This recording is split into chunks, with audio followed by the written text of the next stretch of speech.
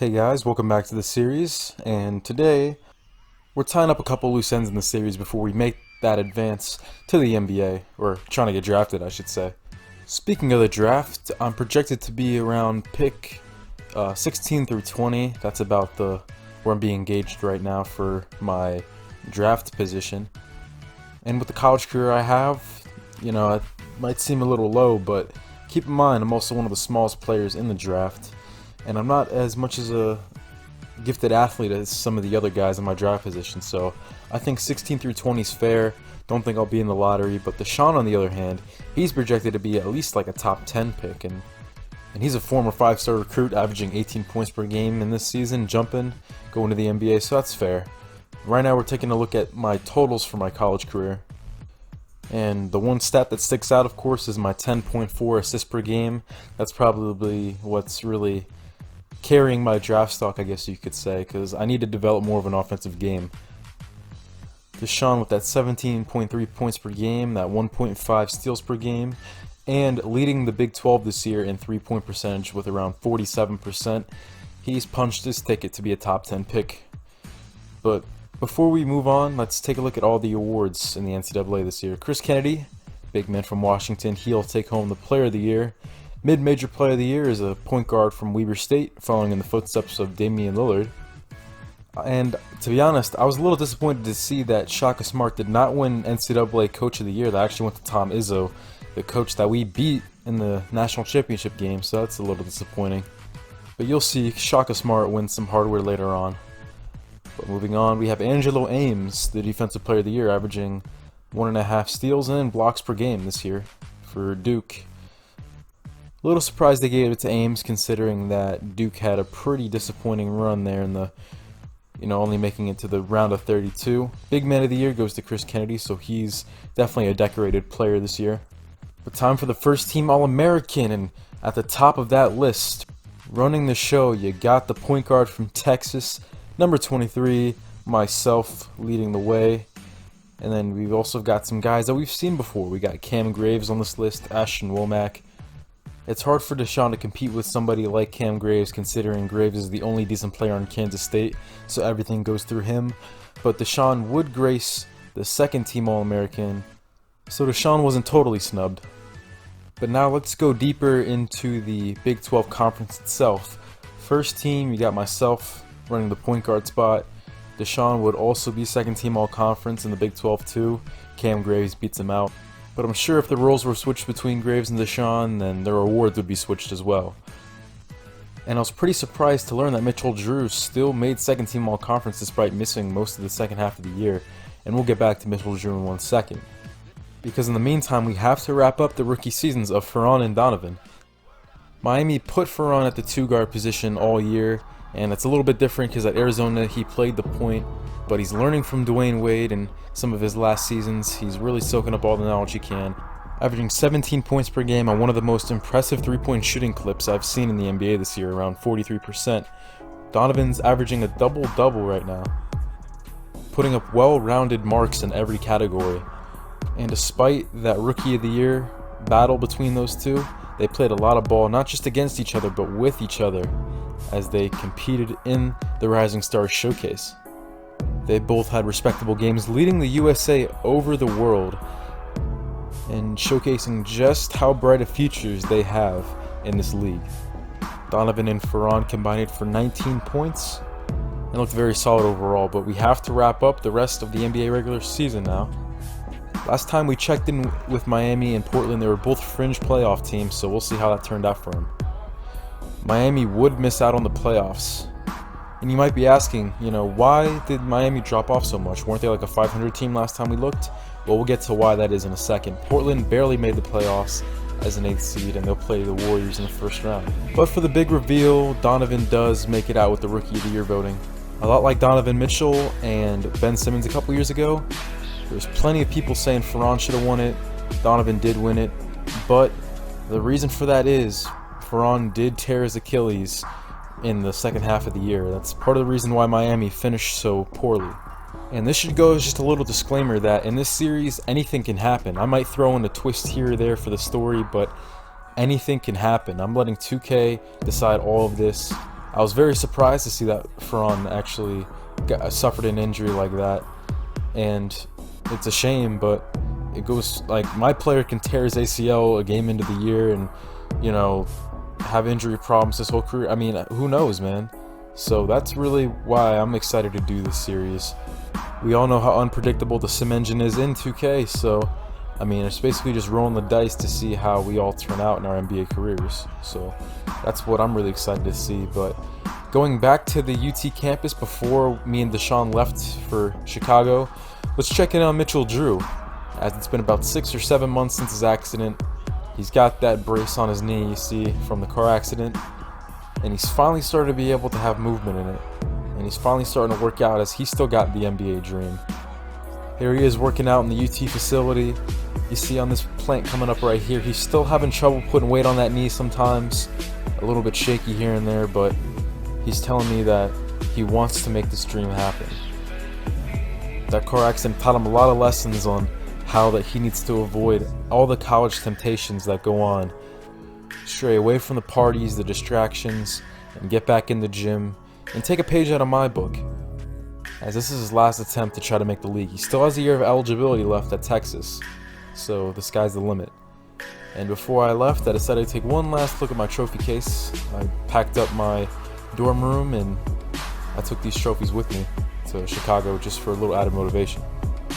Longhorn Nation's gonna have all their eyes on me and Deshaun up here in this NBA Combine, so a lot of pressure, but we also had a lot of pressure in that Final Four too, but we came out on top there. This basketball season's been my favorite in my entire career, but we have to move on. Saying goodbye to guys like Anna Gagne, Albert Ford, Robert Saunders, all the guys that we've known and really connected with. I look at them as brothers now. But unfortunately, we have to move on. One last look from my dorm room. I'm going to miss seeing the stadium just over the horizon. Definitely going to miss my dorm room. So we picked up Deshaun and I was on my way. We drove up to Chicago, Illinois, and here we are at the Attack Athletics here in the Windy City to try to show our skills. I remember walking in and the feeling I had was, it felt like my heart was beating right in my throat. All those NBA scouts watching us, but honestly, the drills that they made us go through weren't too intimidating. First off, we did mid-range shooting, and you guys know mid-range game is really my bread and butter, so I had no problem showing off my consistency from about 15 feet. I made 15 of 25 standing, and I made 17 of 25 moving from 15 feet.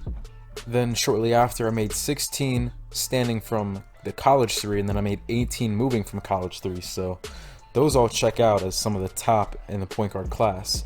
But unfortunately for me, my Achilles heel, you guys already know, I'm having trouble extending my range out to the three-point line, and that could really hurt the draft stock, considering that nowadays in the NBA you have to hit threes if you want to play at this level. So I'm going to need to continue to get my three-point more consistent. I switched 14 of 25 standing NBA 3 and 8 of 25 moving, so a little underwhelming. Next up was lane agility, and I scored a 10.9 in my best run. Once again, not bad, but won't blow anybody away. 10.9 was my best run with the lane agility drill. It was pretty clear to see that I just was not the same gifted athlete as some of the other players in my draft position. Next up was the vertical jump, and you guys know I can soar pretty high for only being 5'11". My best jump was 37 inches, and the highest in the class, just to give you a little bit of perspective, was Colin Sexton with 42. Finally, the last drill, the three-quarter court sprint. 3.19 seconds was my time, and once again, I'm just straight up not blowing anybody away with my draft combine, and this is really something that could make or break your draft stock. I only put up 8 reps on the bench press, and that also hurts too, so it's evident that I'm just not the same athlete as some of the other guys, so that'll definitely hurt. It was a totally different song and dance for Deshaun whenever he stepped up to the plate. Every spot inside the arc he made at least 15 out of 25 at, and that success only continued from the field after he stepped outside the three-point line as well. 16 out of 25 for a standing shot 3 from NBA range, 12 out of 25 for his moving. Very impressive marks and putting him near the top for all small forwards coming out of the draft this year. And of course, you guys know how gifted of an athlete Deshaun is. He was very excited to show off his vertical jump, and that would end up just being a shade under 40 inches. Not to mention he also benched the most out of any small forward coming out of the draft this year. So lots of things boding well for Deshaun's draft stock. But the drills finally concluded, and next up was the very highly anticipated scrimmages. We played in 2 while we were here in Chicago, and the first one, my matchup would be against Trae Young. So definitely a challenge here in game 1. And even more of a challenge is Deshaun would not be on my team for this first game. My small forward would instead be Kevin Knox. Colin Sexton joined me in the backcourt for game 1, and inside we had DeAndre Ayton holding it down. So here we go, a very exciting moment in my career. All these scouts watching me, let's cut to the footage. Down 3-0 here pretty early on in the game. Nice job Wendell Carter moving without the ball, and he'll hit this one from the top of the key with the shot clock winding down, and that'll be my first assist of the draft combine. Not having Deshaun on my team kind of hurt this game. I mean, look at him spotting up from the corner, bang right in Kevin Knox's face. I guess the scouts wanted to see how well we'd perform if me and Deshaun were on different teams. So it's definitely a challenge for both of us. We're down in a hole early, it's 10-2, but DeAndre Ayton, the inbounder, they totally forget about him, and that's a free lane down the middle. Still no points for me in this game though, as about halfway through the first, still looking for my first field goal as I set an illegal screen, trying to be a good teammate and get my man open, but unfortunately it would backfire, and after that I get subbed out and I would come back in off the bench in the second quarter, lead still at double digits. And that would quickly increase up to 15 now. But once again, DeAndre Ayton, they forget about the inbounder. He's got a free lane as he punches that one in with 2 hands. Despite the struggles to find my shots, I definitely need to keep the ball movement going and increase my assist totals in this one. Gotta show the scouts if my shot's not there, then I can at least create for my teammates. And speaking of that, I would do that on this possession. Kevin Knox getting open. Shooter's touch would pay in dividends as that one goes in. The lottery projected prospect from Kentucky rattles home that 3 and will give me my 4th assist. Lonnie Walker on the other end tries a 3 of his own, no good. And DeAndre Ayton gets a little too antsy here, trying to go full court with the pass. A little out of my reach. But I would hit the bench once again after a decent first half of play. Still no points for me, however, but I'm getting my teammates involved. And we would be down by double digits going into the half. But the story of the first half would be Deshaun and how he led this great team so far, as he leads all scorers with 8, as he continues his success from the draft combine drills. Now picking up, I rip Trae Young. Finally a steal for me in this game. Up to Wendell Carter, who's fouled. Fancy pass in there. Deshaun and I did that a lot back at UT. Played lockdown defense, leading to easy baskets on the offensive end, so it's good to see me implementing that in the draft combine. I bet the scouts love to see that kind of enthusiasm on the defensive side of things.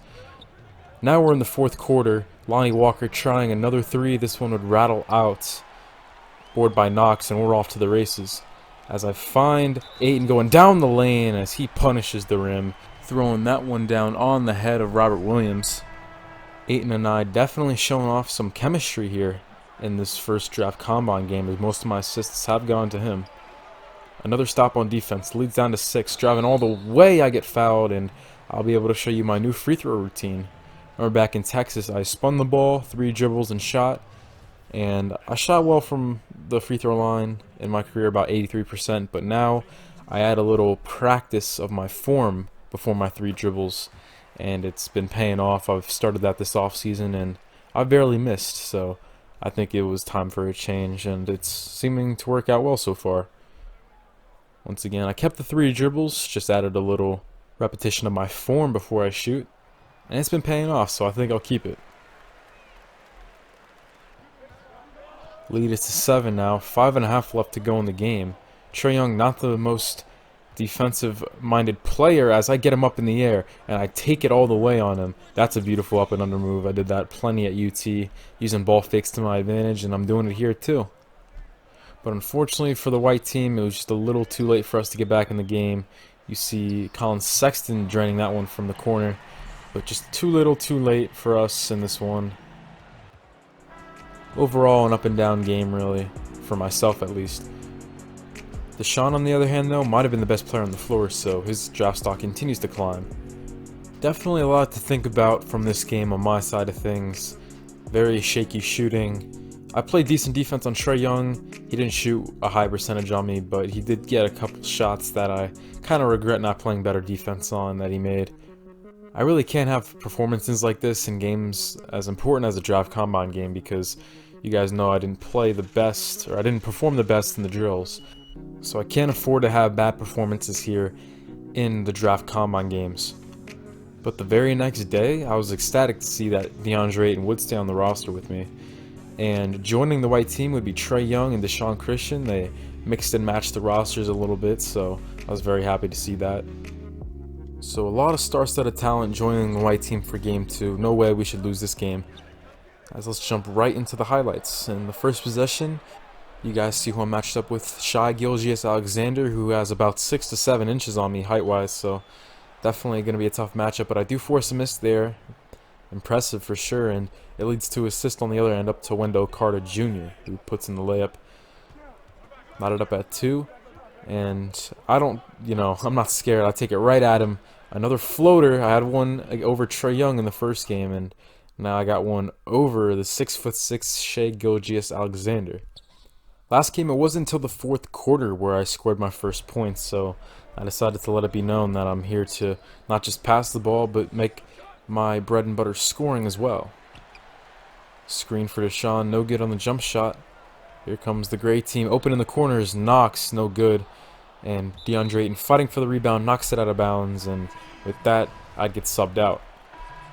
Coming back with one possession left in the first quarter to go, about 5 seconds. Landry Shamet takes the ball, pulls up in my face, good contest on the outside scorer. So we hold a 1-point lead going into the first break of action. The great team would respond though. Their first possession would end in a 3, but Lonnie Walker wants none of that as he comes right back as he slashes, takes the hoop plus the harm, and gives me the assist to show for it. We're still trailing early on here though, but Moritz Wagner, the big guy from Michigan, we're running the pick and pop, and the stretch 4 goes outside, and he shows that he can knock it down from the NBA range as well. Lead goes back to us, and it would continue to stay with us on this possession. Going back door though, Mo Bamba scores the layup. I was too slow on the defensive rotation. But with all these young players in the court, this is bound to happen. Left wide open, too slow on their defensive rotation as well, as Moritz Wagner gets fouled. Nice pass inside from yours truly. Goes outside to Gilgeous-Alexander as he drives on me. Good team defense by Carter Jr. as we're off to the races once again. Up to Deshaun, just like the old days, as he banks in the layup. As we're trying to fight our way back into this one, we're already in the second half already.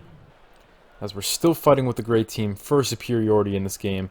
Nice pass though as I go down the lane. An even better one to DeAndre Ayton, who throws down another jam in this draft combine.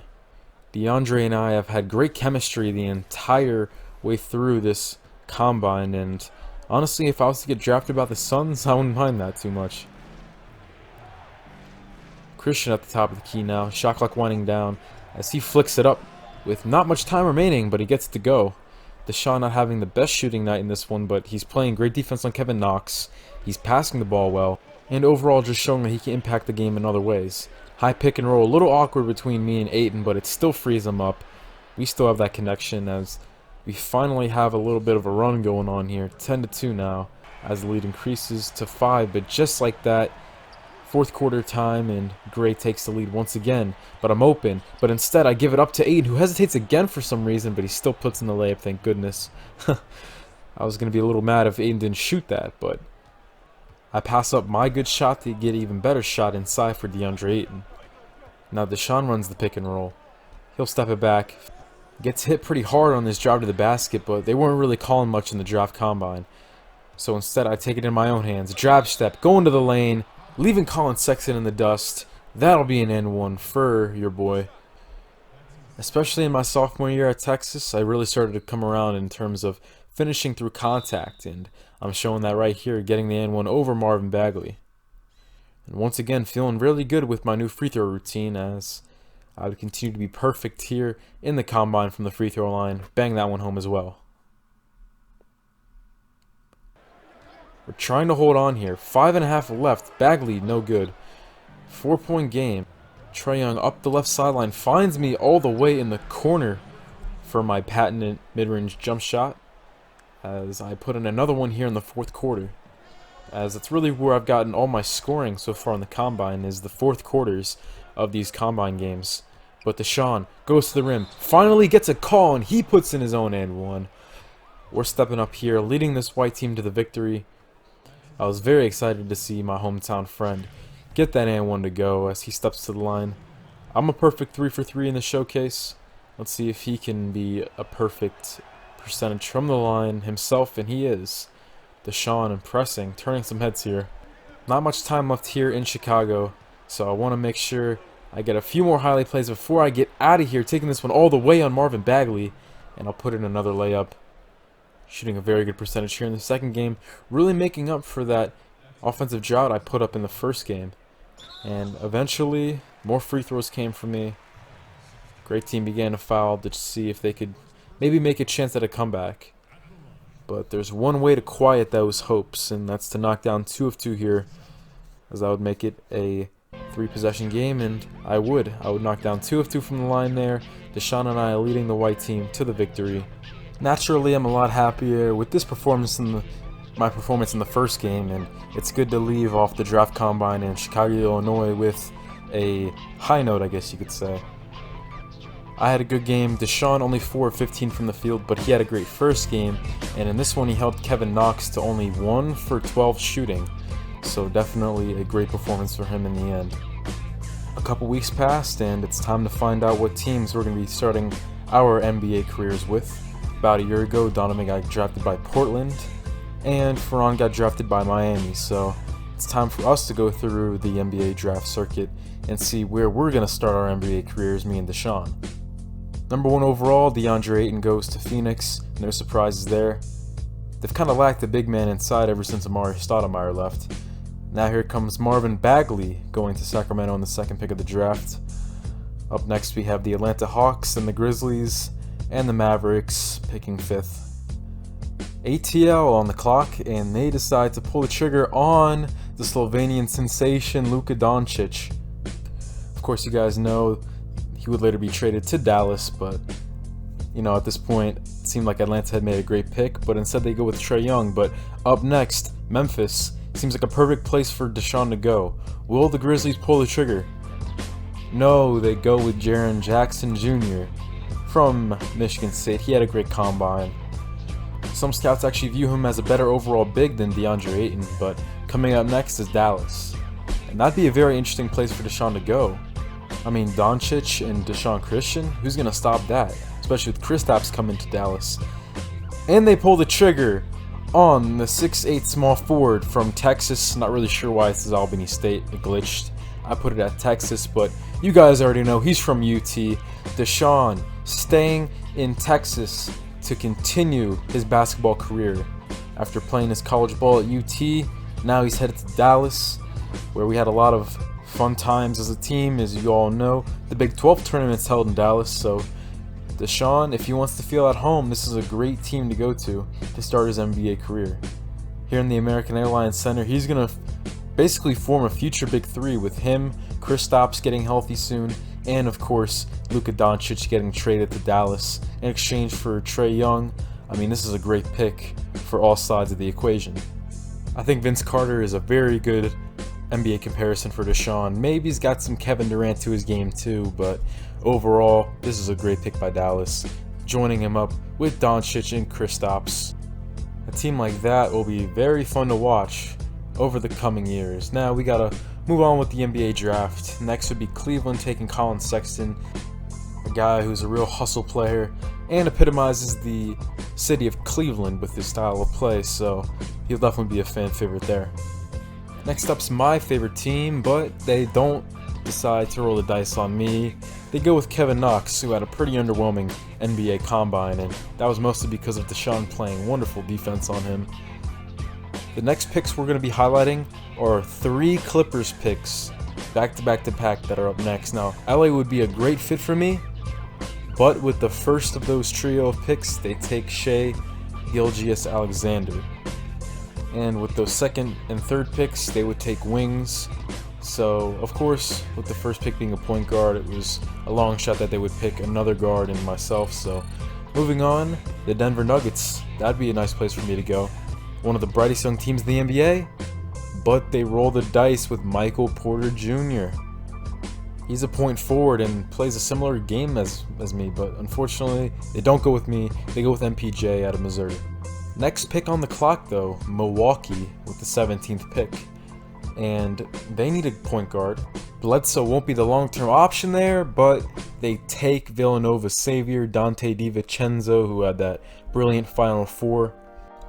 Little more than halfway through this first round, and my name still hasn't been called yet. This is about where I was projected to be taken. Spurs pass on me. Hawks pass on me. Up next, we have a couple teams that need a point guard, though. We have Minnesota, Utah, and Chicago, and later on the Pacers. One of these teams may be rolling the dice on me. Well, it wouldn't be Minnesota. They take Josh Okogie, who was pretty much an unknown up until the NBA Combine where he impressed. Up next, though, the Utah Jazz. That's a team that I could see myself fitting in well with. They're another bright young team, and they could use a point guard to go with it, but they take Grayson Allen. 21 picks off the clock, and still the name John Fitzpatrick has not been called. So we will continue to move down the draft board. Chicago up next. No, they take Chandler Hutchinson out of Boise State. Oladipo needs a pass-first point guard to play with, and I think that fits me very well. 23rd pick, Pacers on the clock. Will they take the player that led the nation in assists per game last year? I have a good feeling about this, but instead they go with the younger brother of Drew Holiday. Yet another player, another point guard really taken before me. Coming up, some teams that don't really need point guards, except for LA, but fat chance they draft me, right? There you go with Moritz Wagner, a guy who I personally actually meshed really well with in the draft combine whenever he was on my team. Did a lot of pick and pops together, and he's going to be a solid NBA player. There was 3 more picks in the first round after this one, and the first one we'll be highlighting is Jacob Evans going to the Warriors, another team I wouldn't have minded going to, of course. I mean, following the footsteps of Steph Curry, not many teams can offer me something like that. But they take Jacob Evans, the 3-and-D player from Cincinnati. Up next, the Nets take an overseas player with the next pick. And after their selection, there will only be one more pick in the first round. Can you believe it? 29 teams have passed on me. And guess what? Make that 30. Omari Spellman from Villanova, the stretch big. He goes to the Hawks. And just like that, the first round has concluded. And unbelievably so, my name has still not been called. The player that has led the nation in assists per game last year, not to mention leading the Texas Longhorns to their first national title in school history. Still, my name has not been called yet. I continue to slip. First pick of the second round. Another point guard goes. Make that back-to-back guard as Javon Carter goes to Memphis. And get this, the guy who backed me up in the draft combine, Devontae Graham, goes before me. Very disappointing as my name continues to slide down the draft board. Still have not been picked yet. Second round, 4th pick. Here comes the Dallas Mavericks. But wait, do they have what we all have in mind right now? Will they pair me with Deshaun with their second round pick, getting the steal of the draft? The 2 guys who held up that NCAA trophy for Texas will be teaming up in Texas. And honestly, waiting and waiting and waiting till my name gets selected in the second round is worth it for the opportunity like this to team up with Deshaun, Doncic, and Kristaps Porzingis. Wow. What an exclamation point to begin my NBA career, wouldn't you say? I do get selected last by a pretty long margin between the 4 friends, but hey, it's worth it, man, to be paired up with Deshaun and the bright future down here in Dallas. It was all worth it, waiting for my name to be called, and unfortunately somehow I slipped to a second round pick, maybe because of my physicals. I didn't blow anybody away with the draft combine, but that doesn't matter. All that matters is that I'm going to be starting my NBA career in Dallas. Oh, I'm getting a call. This must be the Mavericks GM to tell me welcome to the team, right? Hello? Hey, this is the Mavericks GM, Donnie Nelson. How you doing, Fitz? Oh, I'm doing A-okay, sir. Thank you for drafting me and my best friend. It's gonna be great. I can't wait to get the Mavericks some wins in this upcoming season with my best friend. Thank you. Well, that's great to hear, Fitz, but unfortunately, I don't think that's going to be the case. We would have loved to keep you and Deshaun together, but at the end of the day, this is a business. We traded our first draft pick, Trey Young. That worked out pretty well for us. And once again, we're going to do that with our second round pick. You have been traded too,